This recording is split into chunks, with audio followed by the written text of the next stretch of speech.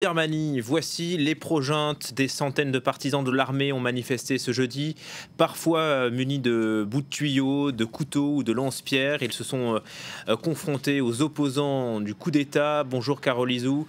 Le face-à-face a entraîné des heurts à Rangoon. Oui, tout à fait, près de cette emblématique pagode Choulé dans le centre-ville de Rangoon. Alors, le cortège des pro-junte militaire a commencé ce matin. Ils ont été accueillis par des riverains qui ont tapé sur des casseroles et des marmites, puisque c'est devenu le symbole de la résistance anti-junte. Et les échauffourées ont éclaté vers midi, avec donc ces supporters de l'armée qui étaient équipés de bâtons, de bouts de tuyaux, des échanges de jets de pierre exactement. Et on a également vu, et ça on le sait grâce à des images de vidéosurveillance, il y a eu plusieurs attaques au couteau sur les partisans d'Aung San Suu Kyi. Donc une tension qui est à son comble dans les rues de Rangoon. Ce que disent beaucoup de manifestants pro-démocratie, c'est que ces supporters pro-militaires seraient en fait payés soit en argent liquide, soit même en nourriture pour venir semer le chaos. Ce qui est sûr en tout cas, c'est qu'il s'agit de populations issues des couches les plus pauvres de la société.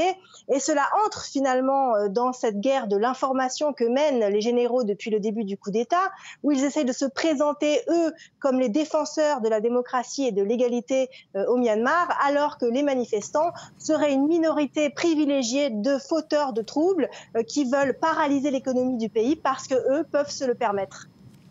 Carole, la lutte se joue aussi sur Internet. Facebook a annoncé la fermeture de tous les comptes liés à l'armée birmane. Bien sûr, et cela se rapporte à cette guerre de l'information que j'évoquais à l'instant. Et c'est un geste très significatif de la part de Facebook qui avait déjà annoncé il y a quelques jours suspendre la page principale de la Tatmadaw, l'armée birmane. Et maintenant, ce sont toutes les pages officiellement ou officieusement liées aux militaires qui seront fermées. C'est très significatif dans un pays où Facebook, il faut le rappeler, est le principal moyen de communication et bien souvent le seul accès à Internet dont disposent les téléphones.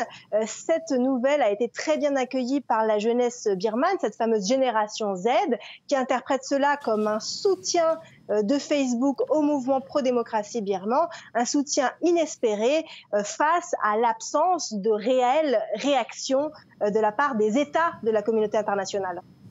Merci Carole Izou en direct de Bangkok en Thaïlande pour France 24.